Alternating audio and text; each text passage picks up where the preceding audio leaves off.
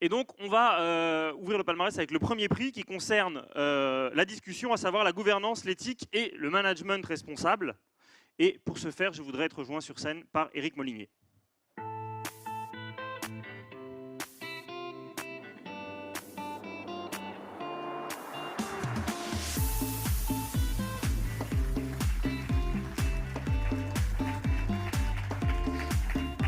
Donc pour rappeler que les projets de cette catégorie visaient à développer et à renforcer les pratiques exemplaires en matière de gouvernance, de démarche, de transparence, de concertation et d'éthique au sein des entreprises. On a reçu 9 projets et Éric, mon cher voisin, pendant le jury, tu as été particulièrement attentif sur cette catégorie, puisque là, vous avez un certain nombre de titres d'Éric, à savoir Dalkia et le collège du C3D, mais il faut rappeler que tu as présidé le SAMU social, la HALD, toute organisation qui, évidemment, te donne une légitimité très forte sur ces questions d'éthique. Qu'est-ce que toi, tu as retenu de cet après-midi? J'ai retenu une démarche vraiment profonde et incorporée comme on dit, au business model des entreprises qui sont venues nous voir. Pas un gadget, une expérience qu'ils essayaient de mettre en avant et de faire mousser, mais bien des pratiques incluses dans la gouvernance, dans les processus, et notamment pour le premier prix qu'on va remettre. Ce qui nous a plu, c'est cette approche à 360 degrés, où il s'agissait de dialoguer avec toutes les parties prenantes, les consommateurs, les ONG, les syndicalistes, enfin les salariés, bref, une approche vraiment qui concernait toutes les parties prenantes de l'entreprise. Donc voilà, une démarche globale telle que la RSE est véritablement, à savoir quelque chose qui nourrit, qui donne le sens à l'action d'une entreprise. Peut-être juste un autre mot. Si on était un peu taquin, on dirait que laboratoire éthique, c'est un oxymore. Bon, en réalité, on sait bien que ça n'est pas le cas. Comment est-ce que le spécialiste qui était à la tête de la HALT peut donner un tuyau, un conseil pour déceler la limite entre l'éthique washing et la conviction du labo qui se dit qu'il faut aller dans cette voie, qui, comme le rappelait Delphine au début, est aujourd'hui une vraie aspiration de la part des citoyens, des consommateurs et des patients? Une stratégie de RSE se construit dans le dialogue avec les parties prenantes. Donc, il faut tester ces idées et de toute façon, c'est le consommateur, in fine, c'est les parties prenantes qui sont les premières à réagir. Donc, je dirais que ce qui se co-construit avec les parties prenantes externes, c'est ça qui donne la force d'une démarche RSE qui ne soit pas une décision d'un homme ou d'une femme seule à la tête d'une entreprise. Alors, on va tout de suite regarder les 3 projets finalistes. Donc, il y avait GSK, Sanofi Pasteur et le laboratoire Expanscience. Et vous allez voir que pour tous les prix, on a demandé à l'ensemble des finalistes de venir enregistrer un petit témoignage qui présente leur démarche. Et à ce moment-là du processus, ils ne savaient pas encore s'ils avaient gagné ou perdu. Donc, vous verrez qu'ils traduisent tous une impassibilité totale. Et je vous propose de regarder ça en images.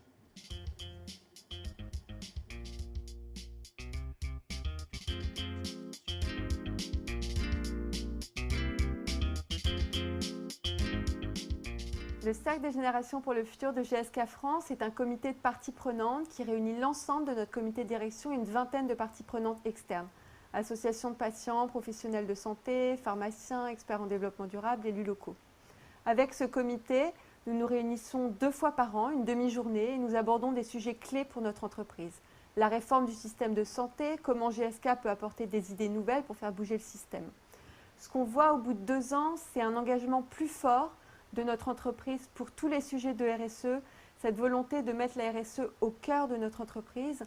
Et le Cercle des générations pour le futur, c'est aussi une aventure humaine, c'est-à-dire la construction d'un dialogue constructif avec un lien de confiance qui s'établit entre GSK et les parties prenantes, mais aussi entre les parties prenantes entre elles. L'objectif du projet était un projet éthique 3R de remplacement d'un test de contrôle d'activité dans le cadre du lancement d'un nouveau vaccin. Donc la suppression d'un test utilisant des souris par un ELISA qui n'utilise plus de souris. En termes de gain, le premier gain est un gain éthique puisque ce projet nous a permis de sauver 20 000 souris sur 4 ans. Le deuxième gain est un gain analytique puisqu'on a développé une méthode beaucoup plus robuste, moins variable et qui ne dure que 2 jours alors que le test sur souris durait 60 jours. Un gain également économique et de performance industrielle puisque d'un point de vue économique, on a estimé à 4 millions d'euros le gain apporté sur 4 ans. Et enfin, une dimension humaine, puisque ce projet est le fruit d'une collaboration R&D production et tout un échange entre une équipe projet. En 2004, Expansions a mis en place une politique de RSE de manière volontaire. Cette politique se traduit par un management à 360 degrés qui intègre aussi bien l'interne que l'externe. En interne, nous avons un groupe de référents RSE dans chaque direction et chaque filiale qui déploie la feuille de route et nos objectifs à 2015. Nous avons aussi, au niveau de la prime variable dans la rémunération des cadres sédentaires, un objectif lié à la RSE. Au niveau de l'externe, nous avons construit un dialogue depuis 2009 avec un groupe de parties prenantes. À titre d'exemple, nous avons développé un outil de prévention pour les patients arthrosiques avec une association de patients. ArthroCoach, un service en ligne de coaching, diététique et d'exercice physique. Enfin, Expansience, en 2013, est le premier laboratoire pharmaceutique et dermocosmétique dont la contribution au développement durable a été saluée comme exemplaire par la FAC Vincennes.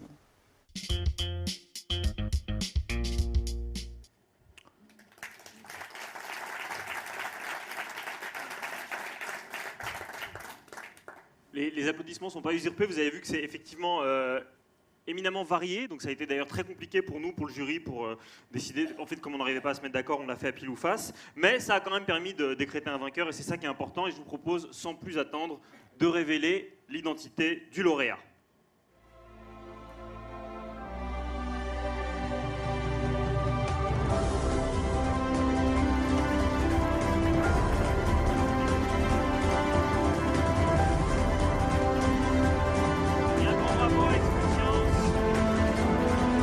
On va accueillir sur scène une triplette féminine pour faire mentir le logo de derrière, avec Chantal Larcade, la directrice communication mécénat RSE, Karen Lemasson, donc c'est vous qui êtes venue le présenter l'après-midi, vous êtes directrice développement durable et RSE, et Julie de la Porte-des-Vaux, chargée de RSE. Avant que vous ne parliez, pendant que vous reprenez votre souffle, il y avait 4 marches, mais on ne sait jamais. Eric, pourquoi est-ce que c'était important et pourquoi est-ce que c'était logique que ce soit Expansions qui l'emporte ? La logique est aussi un coup de cœur, parce que vous avez bien vu que les 3 dossiers étaient tous excellents et avaient des objectifs tout à fait ambitieux et importants. Ce qui nous a particulièrement plu dans ce projet, c'est, comme je le disais tout à l'heure, une approche très large avec l'ensemble des parties prenantes. La RSE, c'est de l'environnemental, du sociétal, du social, la gouvernance, l'éthique, et toutes ces facettes étaient prises en compte dans ce projet, avec, chose importante aussi, dans ce monde de chiffres, des objectifs quantifiés, chaque fois qu'on le pouvait, avec une feuille de route pour les managers, et puis l'inclusion de cette part variable pour les cadres. Donc tout ça mis bout à bout, on voit bien que ce n'est pas un gadget à part, ça rentre dans la feuille de route des managers, et on rend des comptes avec des chiffres, des indicateurs, année après année, et c'est ça qui fait la différence. Aujourd'hui, on n'est plus à l'époque des grands principes et des grandes déclarations d'intention. Ce que les gens veulent, ce sont des preuves. Et là, on a eu un exemple très concret de RSE incarné dans la vie de l'entreprise. Si vous n'avez pas de responsable plaidoyer, vous pouvez l'embaucher quand même. Il est fort, hein ? D'accord. En tout cas, merci beaucoup pour tous ces compliments. Nous y sommes très sensibles. Merci au LEM d'avoir organisé ces trophées. De la RSE, bien sûr, pour nous c'est très important, et puis pour toutes les entreprises qui s'investissent dans cette démarche. En ce qui nous concerne, c'est effectivement quelque chose qui a démarré en 2004 avec la signature des Amis du Pacte mondial, une émanation du Pacte mondial des Nations Unies par notre président Jean-Paul Berthomé, qui très vite m'a demandé de travailler et de réfléchir à intégrer dans notre entreprise une démarche qui irrigue l'ensemble des directions, comme on dit, et donc de la développer. Et pour ce faire, je me suis entourée de personnes de qualité qui sont à mes côtés. Et je vais céder la parole à Karen, qui bien sûr porte avec Julie cette démarche, qui la développe. Avant elle, bon, bien sûr, d'autres personnes ont travaillé à mes côtés, mais Karen a vraiment mis, je dirais, une dimension encore plus importante depuis qu'elle est arrivée. Ça fait 6 ans que vous êtes à mes côtés, Karen. Et c'est vrai que la RSE, c'est quelque chose qui bouge beaucoup, qui évolue. Et Karen est quelqu'un d'extrêmement exigeant et d'ambitieux. Voilà, donc... C'est mon trophée ce soir, hein, avec Julie, on va repartir, on est content. Non, merci beaucoup au LEM, à la direction RSE. Je trouve que c'est comme disait Chantal, c'est important, je pense, pas que pour Expansion, mais pour tous les labos ici présents. Pour notre secteur, je pense que c'est important de montrer des bonnes pratiques, parce qu'on ne peut que tous en ressortir grandi et s'inspirer de ces belles pratiques. Donc merci beaucoup, merci au jury de nous avoir fait confiance. Nous, on est ravis, il y a des gens aussi de nos équipes ici qui soutiennent cette démarche RSE dans toute l'entreprise. On les remercie, on est très fiers. Et puis voilà, merci à Julie, et puis à vous. Alors, restez sur scène, parce qu'effectivement, c'est un peu celebrate ce soir. Donc, Eric, tu vas te mettre au milieu de... Avec Eric et ses drôles de dames, et évidemment... évidemment, vous savez qu'il y a... Important qu'il y ait quand même de la communication et des jolis... Voilà. Donc, vous vous fiez au... Ah, de l'autre côté. Pardon, oui, parce qu'on s'est mis il faut faire ce que dit le photographe, il faut lui faire confiance. Dans l'ombre du rideau. Voilà. Avec le trophée bien en évidence.